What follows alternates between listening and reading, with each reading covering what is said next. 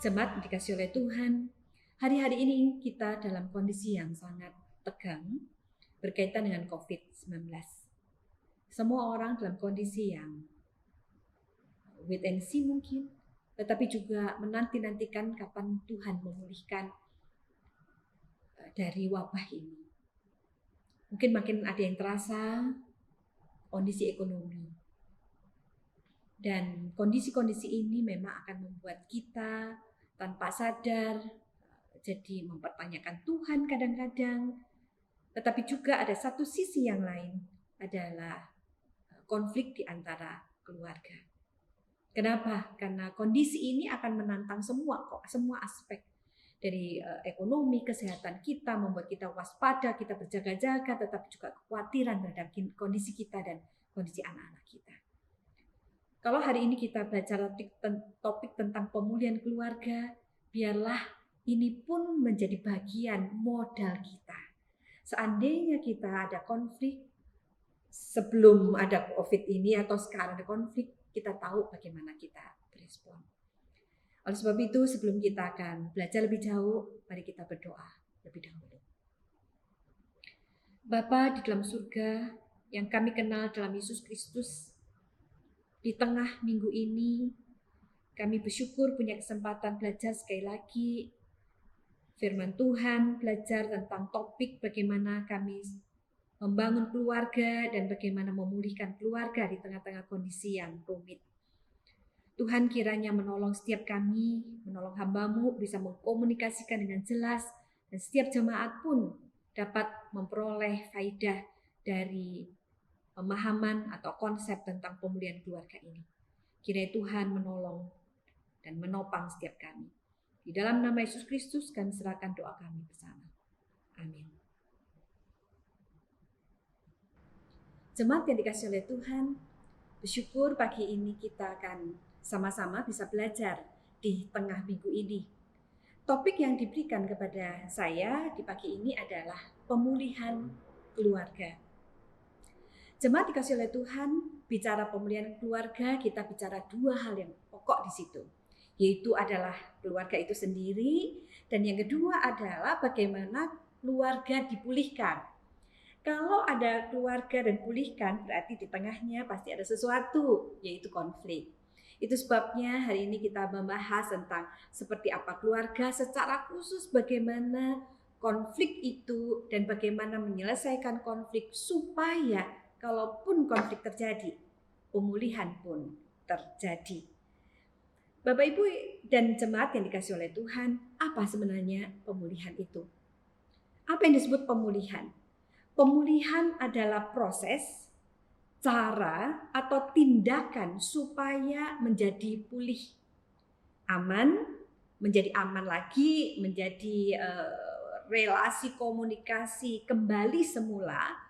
Atau kalau dalam definisi secara umum, dipulihkan itu berarti mengembalikan apa yang sebelumnya itu hilang.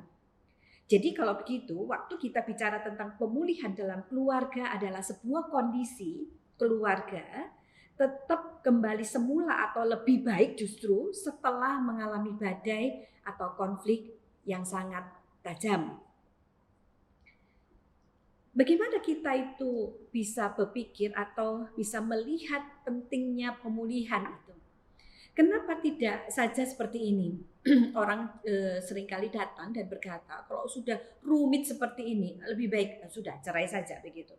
Kenapa kita sebagai orang Kristen tidak serta-merta, tidak cocok, konflik berat, langsung cerai? Kenapa? Karena kita menyadari bahwa keluarga itu dibentuk oleh Tuhan dan milik Tuhan.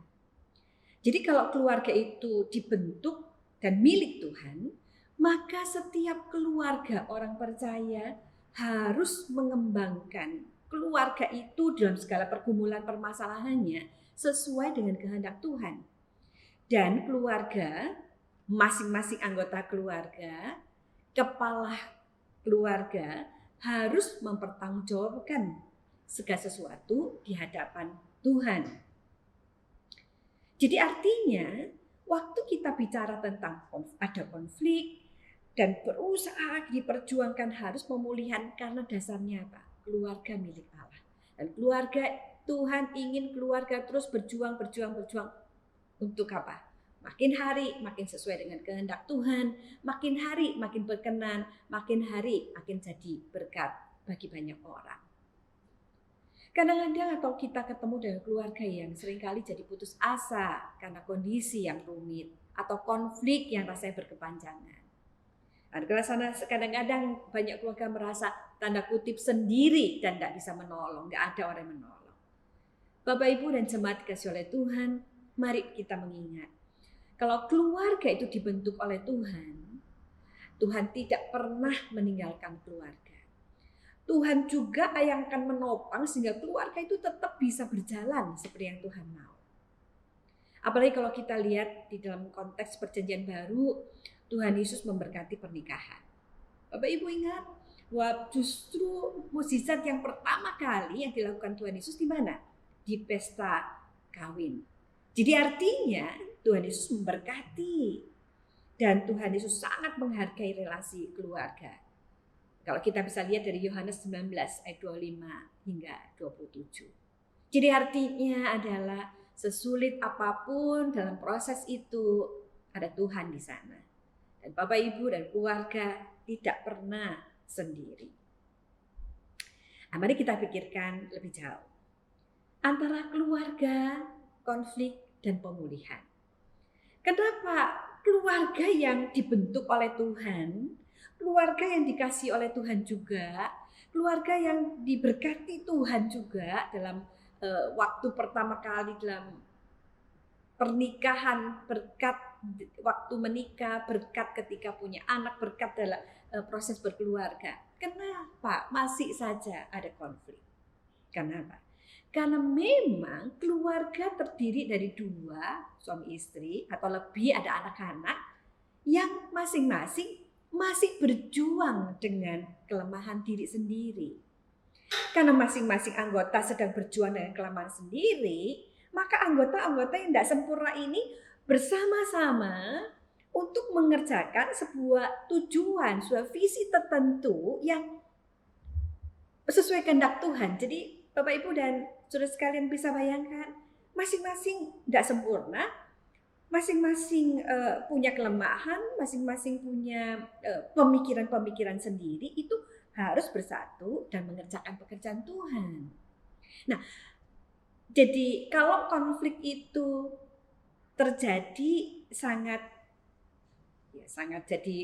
dimaklumi karena memang nggak ada orang sempurna, masing-masing anggota tidak sempurna, papa, mama nggak sempurna, anak nggak sempurna.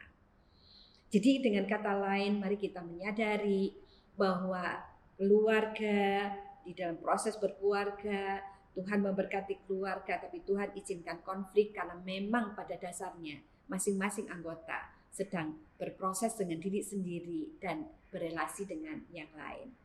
Tetapi sekali lagi, karena kita sadar bahwa keluarga itu diberkati Tuhan, ada di sana, maka kita setiap anggota, papa, mama, anak atau suami, istri itu harus mengusahakan pemulihan. Jadi artinya masing-masing dari anggota harus berjuang untuk bagaimana melakukan pemulihan itu. Apa yang menjadi dasar untuk kita bisa melakukan pemulihan itu? Nah, mari kita lihat dalam teks yang di awal saya berikan, yaitu Kolose pasal 3 ayat 12 hingga 15 sampai 17.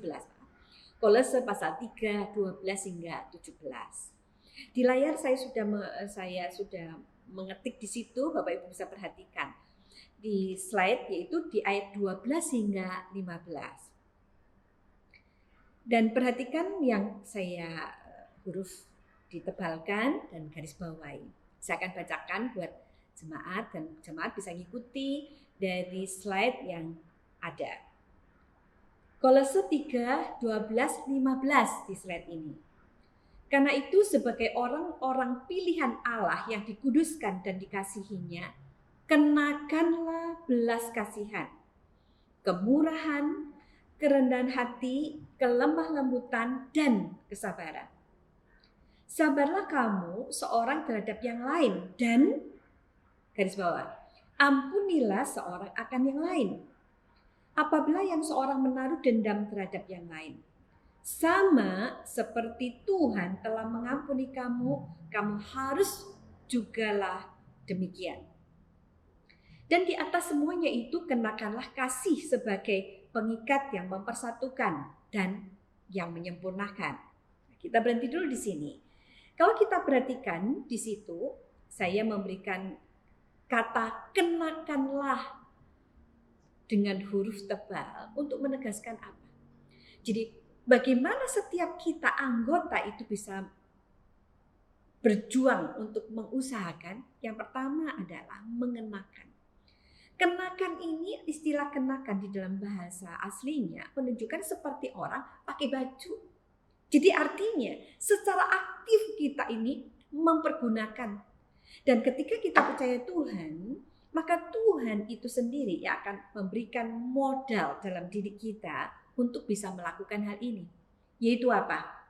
Belas kasihan, kemurahan, kerendahan hati, kelemah lembutan, sabar. Kita tidak sempat menguraikan lebih detail masing-masing, tetapi kalau kita lihat ini loh modalnya. Masing-masing kalau kita dalam anggota keluarga menerapkan kelima hal ini, belas kasihan, tidak terus dendam dan marah, dan murah hati, memberi lebih, menolong lebih, mengasihi lebih, mendengar lebih, rendah hati untuk mendengarkan orang lain, walaupun posisi sebagai orang tua atau kakak dengan adiknya tidak melihat posisi, tetapi masing-masing rendah hati untuk mendengarkan, rendah hati untuk bisa merangkul, rendah hati untuk menerima koreksi dan berubah.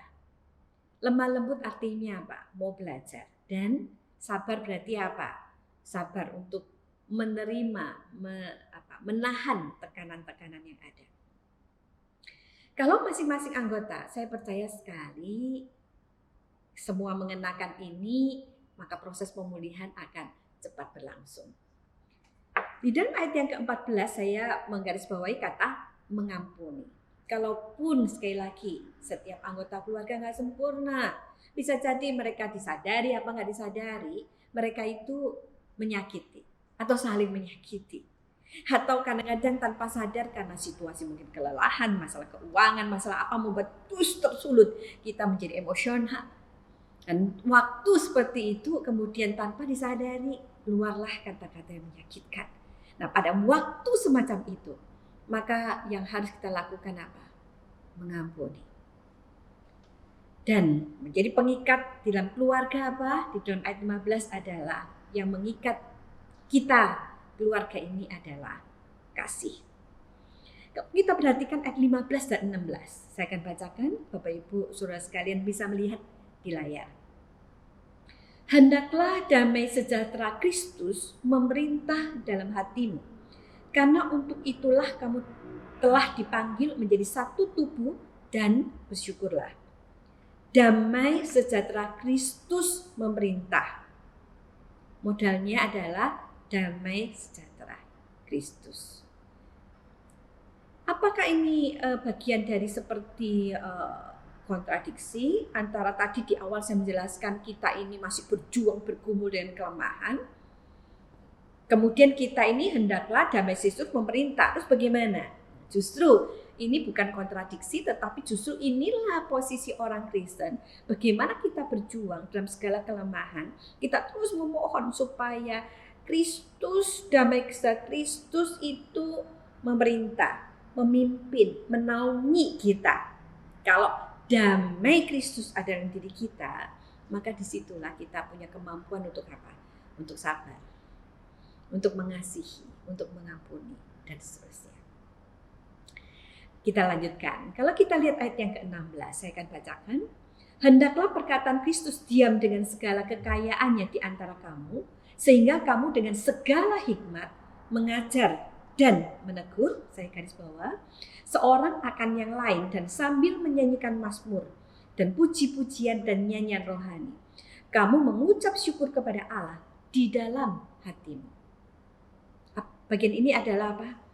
Perkataan Kristus dengan segala kekayaannya adalah diam di dalam diri kita.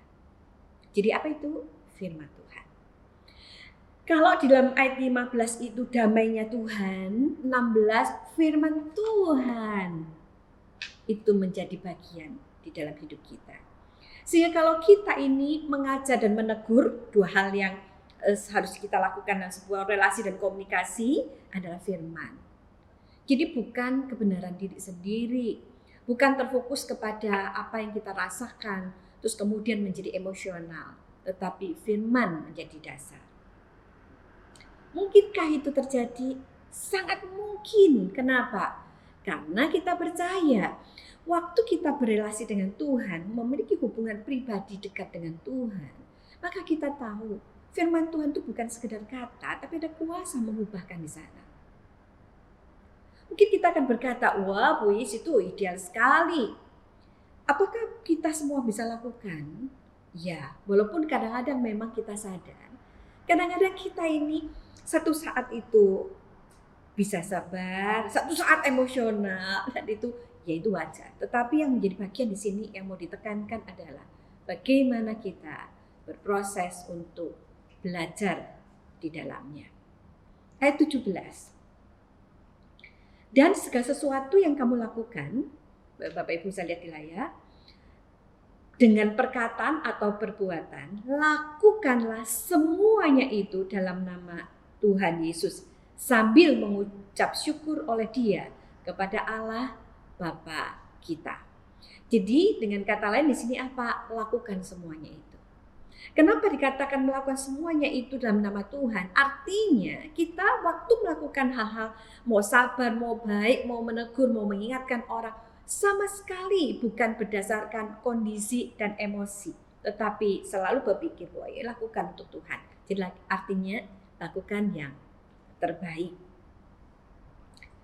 Jemaat yang dikasihi Tuhan Yesus Kristus, nah sekarang secara khusus dan secara teknis nih, sekarang aplikasinya seperti apa ini yang lakukan ketika terjadi konflik dalam keluarga. Jadi kalau saya di awal saya memberikan prinsip-prinsip dasar, nah sekarang bagian yang berikutnya ini kita bicara tentang hal-hal secara teknis bagaimana kita ini menyelesaikan konflik. Itu sebabnya di dalam slide ini saya memberikan judul secara khusus adalah Overcoming Conflicts to Achieve a Happy Family. Dan apa? Dan di sebelahnya saya sengaja, Bapak Ibu bisa lihat di situ di layar, saya memberikan diagram bagaimana posisi Tuhan. Allah Bapa, Kristus, suami, istri, anak. Posisi ini mesti jelas. Di tengah konflik masih terus kita sadar. Ada Kristus, ada Allah Bapa, ada Tuhan dalam keluarga kita. Jadi bukan, sekali lagi, konflik seberat apapun. Bukan suami, istri, orang tua, anak saja. Tapi ingat, ada Tuhan yang menaungi di sana. Ada Tuhan yang menopang. Dan ada Tuhan yang mengasihi. Kalau kita lihat sebenarnya, mari kita sama-sama melihat di dalam slide. Seberapa sih kaitan antara konflik dan relasi? Konflik dan relasi itu selalu berjalan beriring. Semakin erat relasi yang terjadi, semakin banyak kemungkinan konflik. Gambarannya seperti ini, saya suka gambarkan seperti dua jari ini. Kalau dua jari itu jauh, nah kita ya jauh gak akan gesekan. Semakin kita dekat, dua jari ini semakin dekat, maka kemungkinan gesekan akan lebih banyak terjadi. Jadi kalau kita punya relasi itu semakin dekat, kemungkinan konflik terjadi itu semakin besar. Nah, relasi yang paling erat dalam dunia ini adalah relasi dalam keluarga. Mau gak mau 24 jam ketemu. Karena itulah tidak mengherankan jika selalu ada dan pasti ada konflik dalam keluarga yang paling harmonis sekalipun. Mungkin Bapak Ibu dan jemaat berpikir gini, ada tuh keluarga yang nampaknya juga mereka harmonis baik-baik saja, tetapi mereka itu kelihatan long distance, tidak pernah konflik, ya itu kelihatan sekali bahwa mereka tidak pernah konflik dan harmonis sekali. Kalau ada keluarga yang menyebut dirinya harmonis dan tidak pernah konflik, saya tidak percaya bahwa mereka sangat dekat. Seperti kalau kita ya, di antara kita saja di gereja, di persekutuan. Kalau kita bisa berjumpa dengan seorang yang kita tidak terlalu dekat, kita bisa saja cuma say hello, apa kabar gitu, ya kita nggak akan konflik. Tapi kalau kita mulai dekat dalam satu tim kerja, dalam kepengurusan, itu mulai ada konflik. Gitu. Ada satu teman bilang begini kepada saya, waduh Bu, saya nggak mau pelayanan di gereja lagi. Saya sudah cukup pelayanan gereja. Saya tanya, kenapa? Karena saya tahu beliau ini sangat potensial sekali dan banyak talentanya untuk bisa menjadi berkat bagi banyak orang dalam gereja. Karena dia berkata, di gereja juga banyak konflik, saya capek. Di rumah ada konflik, di tempat kerja konflik, masa di gereja saya ada konflik? Bapak Ibu dikasih oleh Tuhan, mari kita, mungkin Bapak Ibu juga pernah dengar kisah seperti ini ya, tapi mari kita memahami bahwa konflik itu sebenarnya sesuatu yang biasa. Konflik itu bukan masalah yang membahayakan hidup kita sebenarnya. Konflik atau pertentangan nggak membahayakan. Kalau kita lihat, Alkitab begitu mencatat banyaknya konflik. Konflik antara Adam dan Hawa, Kain Habil, pertengkaran murid-murid Tuhan Yesus, Rasul Paulus dan Barnabas, konflik di antara jemaat. Ada banyak konflik yang dicatat oleh Alkitab. Nah, konflik sering terjadi karena relasi terjalin itu kenapa? Karena tanpa sadar, relasi yang terjalin itu adalah saling bergantung dan saling mempengaruhi. Walau dengan porsi yang berbeda, pada saat yang sama-sama tiap orang itu punya membawa perspektif, cara berpikir, tujuan, kebutuhan yang berbeda. Mari sekali lagi, kita semua manusia berdosa. Adam dan Hawa konflik setelah mereka jatuh dalam dosa. Nah, masing-masing punya kelemahan, keinginan, dan itulah yang membuat atau menimbulkan konflik. Sekali lagi, konflik itu terjadi kepada semua orang di semua jenjang kalau kita dekat dengan seseorang. Dan sekali lagi, konflik itu tidak membahayakan sebenarnya. Tergantung bagaimana cara pandang kita. Konflik itu tidak membahayakan. Tetapi kalau ada orang berkata, wah Bu, tiap kali kita konflik, cenderung kita ini saling menyakiti. Kalau kita saling menyakiti, berarti apa?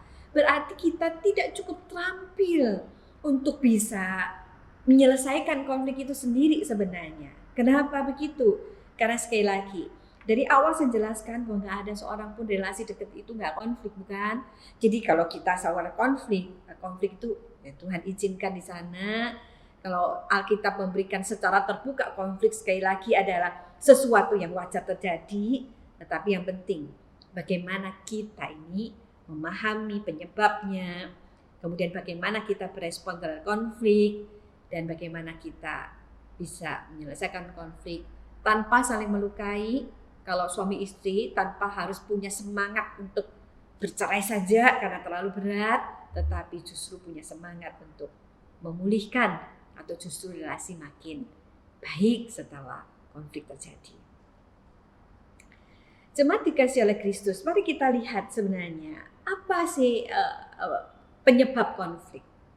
Saya secara umum menunjukkan ada 5 perbedaan yang menimbulkan konflik. Apa itu? Perbedaan cara mengkomunikasikan, cara bicara yang berbeda. Dan ini sangat bergantung kepada keterampilan berkomunikasi ya. Jadi beda cara untuk mengkomunikasikan. Ada orang yang selalu dengan nada tinggi kalau bicara, begitu, dan itu kadang-kadang mengusik, begitu. Atau dengan kadang-kadang ada orang-orang tertentu yang terlalu gampang untuk menyalahkan misalkan, itu tidak menyenangkan. Atau jarang memberikan pujian begitu. Atau membandingkan, tanpa sadar membandingkan. itu bisa membuat melukai. Cara mengkomunikasikan sesuatu. Satu saat saya ketemu dengan seorang anak yang sampai kepahitan, terluka karena orang tuanya seringkali membandingkan. Ketika saya bicara dengan orang tuanya bicara apa? Wow, saya membandingkan itu supaya anakku punya semangat juang seperti orang lain gitu. Tidak bermaksud mau membuat dia kecil hati. Maksudnya mendorong anak berjuang. Tetapi anak bisa menangkap sebagai apa? Sebagai bagian itu seperti tidak mengakui atau meremehkan anak. Demikian juga dengan komunikasi suami istri.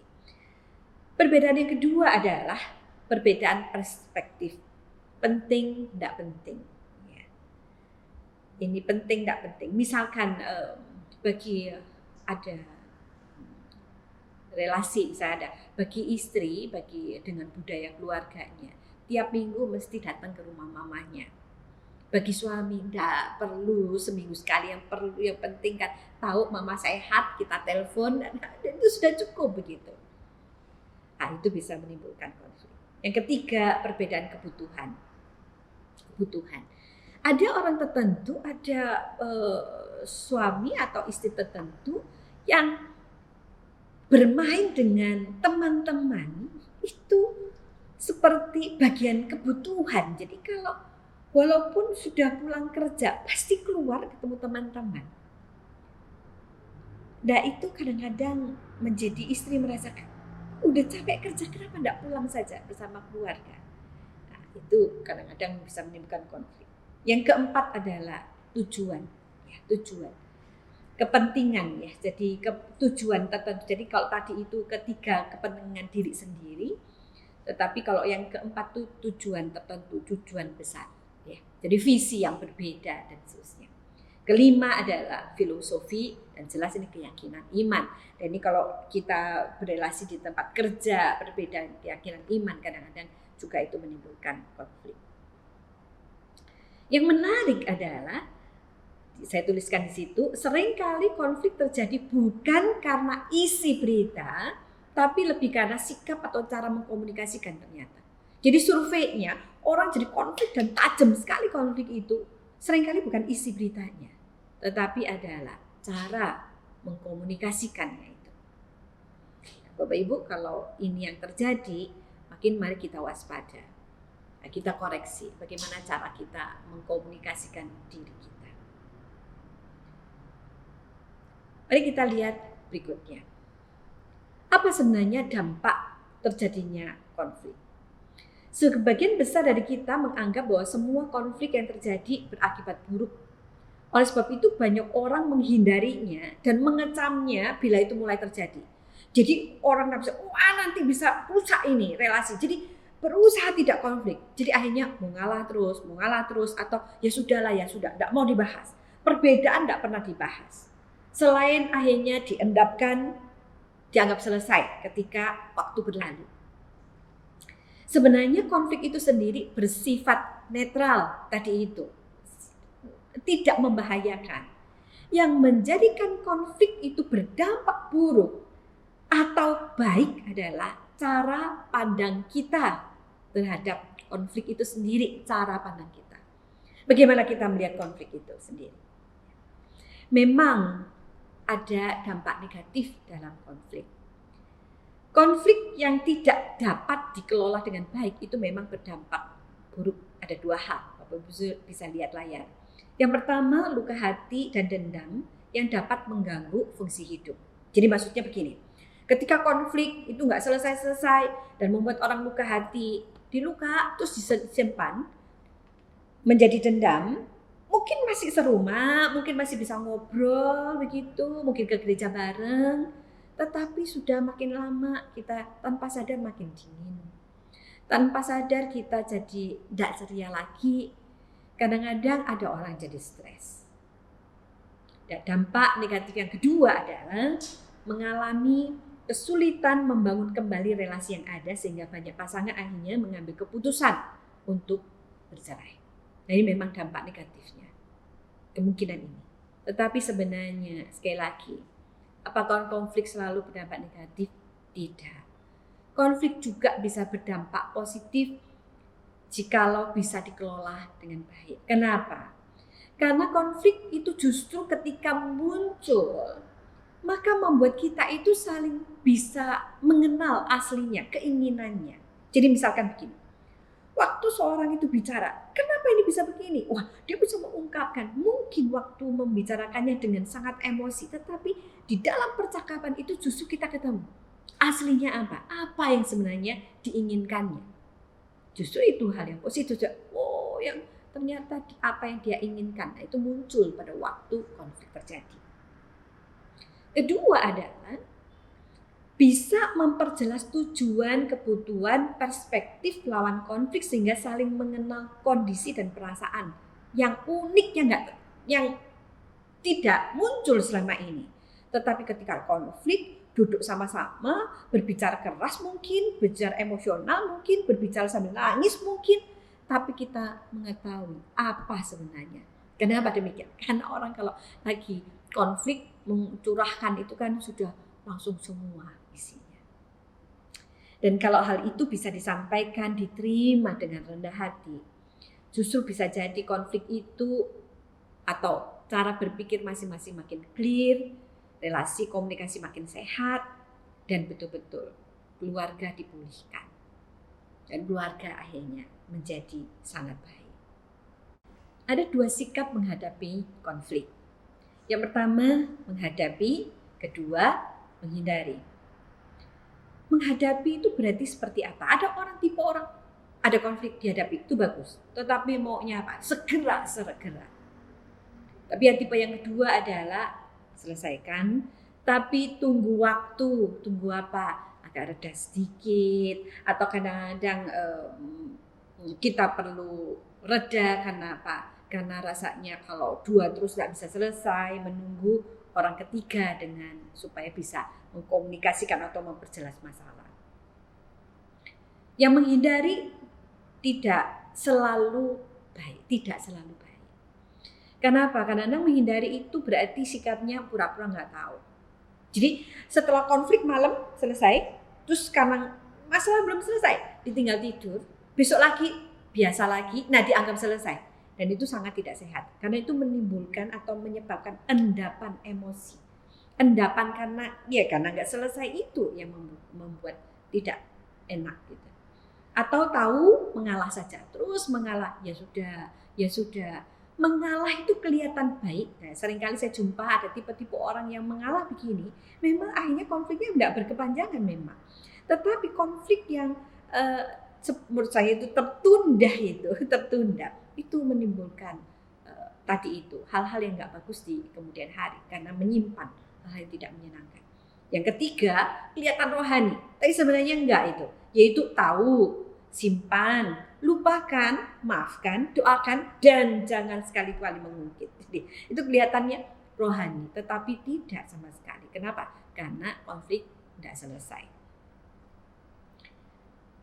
Dan berikutnya adalah bagaimana tipe kita menghadapi konflik. Bapak Ibu bisa lihat layar, ada 5 tipe, yaitu turtle, shark, nyerang terus, teddy bear, halus, fox, kompromi, dan kelima adalah gaya negosiasi. Kelima hal ini baik dipakai tergantung kasusnya. Kalau kita modelnya model 2, shark, nyerang terus, orang malah tidak akan selesai masalah. Kalau kita ini cenderung turtle, ya sudah ngalah, terus juga nggak baik gitu. Jadi ini tipe-tipe ini yang kita sadari, mari kita masing-masing sadari, ini memang sangat berpengaruh kepada kepribadian kita, berpengaruh pada tujuan kita, kebiasaan kita, tapi mari kita secara detail mengoreksi diri kita dengan gaya apa selama ini. Jangan-jangan sekali lagi gaya kita menyelesaikan konflik ini yang justru membuat konflik tidak selesai.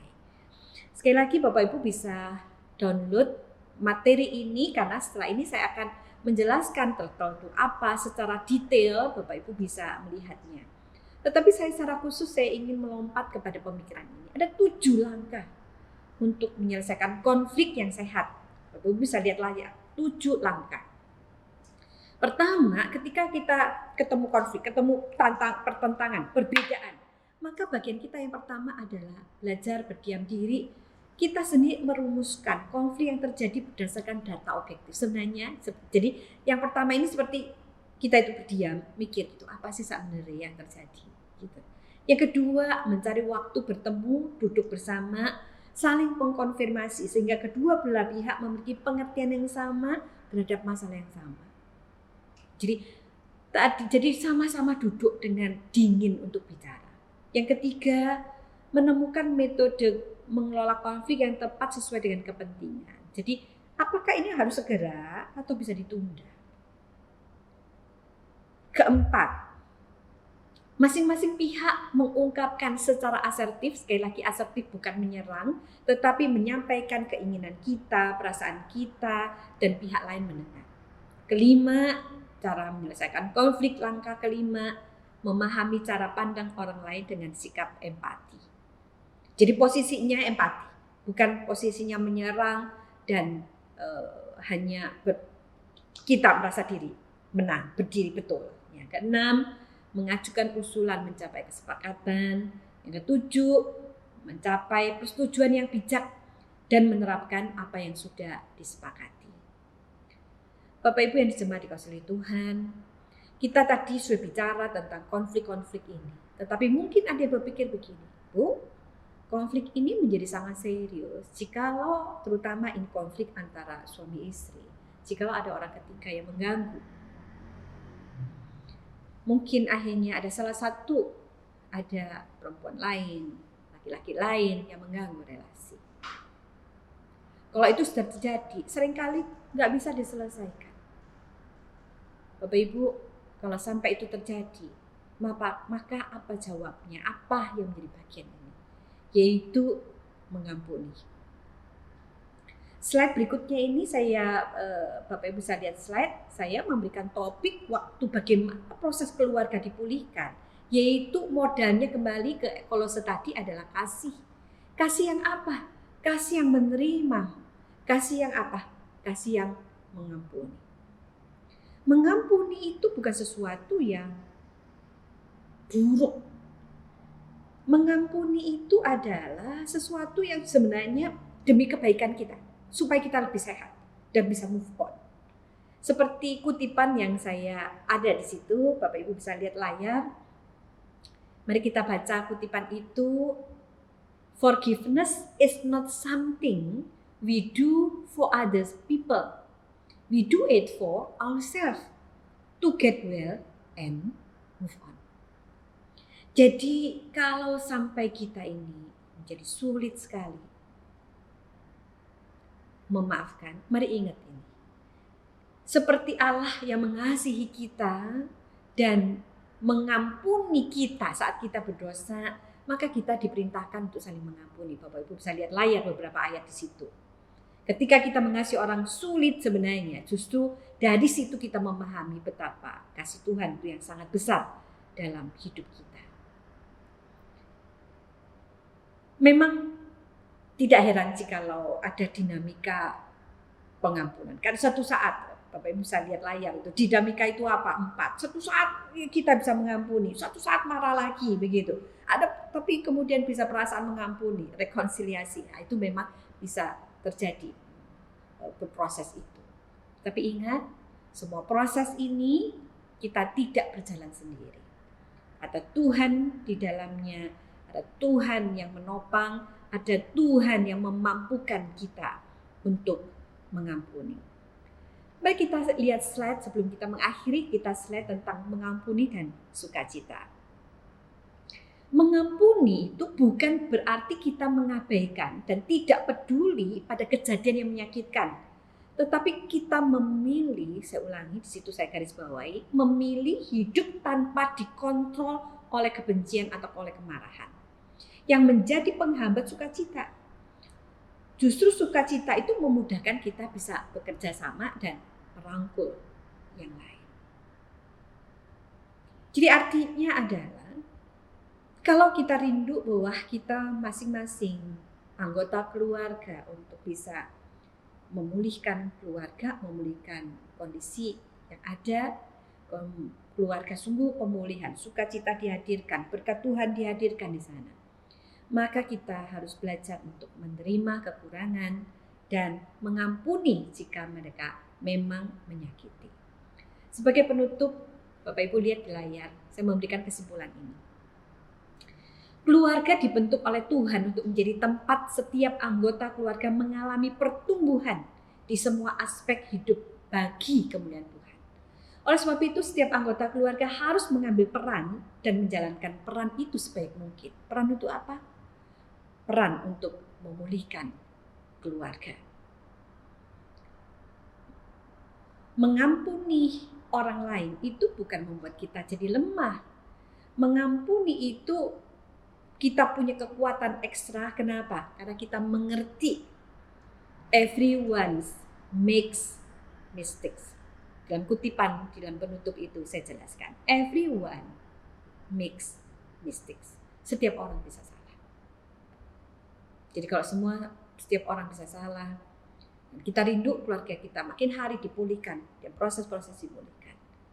Mari kita memperdalam kasih kita pada Tuhan, kasih kita dengan semua orang, kasih kita terutama buat keluarga, dan menghadirkan Kristus di dalamnya. Kiranya Tuhan Yesus memberkati kita semua. Mari kita berdoa. Bapa di dalam Kristus Yesus yang sudah mengampuni dosa kami, yang mengampuni kami saat kami berdosa. Kami bersyukur untuk kasih-Mu ya Tuhan. Biarlah kasih-Mu itu ya Tuhan yang membuat kami bisa mengasihi orang lain, mengasihi terutama keluarga kami masing-masing, di dalam pergumulan kami masing-masing. Secara khusus hamba berdoa di tengah-tengah kondisi COVID-19 ini, kondisi keluarga menjadi sangat tegang. Kadang-kadang kesulitan juga berdampak kepada kesulitan ekonomi yang membuat kami jadi serba salah dan kadang-kadang menjadi emosional. Kebersamaan keluarga yang kadang-kadang menjadi sukacita, tetapi hari-hari harus bekerja di rumah, anak-anak belajar di rumah, itu pun menimbulkan kondisi-kondisi yang sangat menegangkan.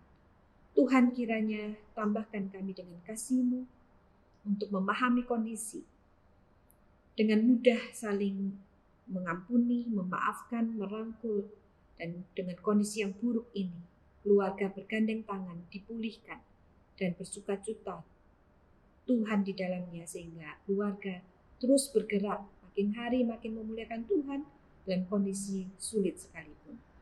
Di dalam nama Yesus Kristus Tuhan kami serahkan doa kami bersama-sama. Amin.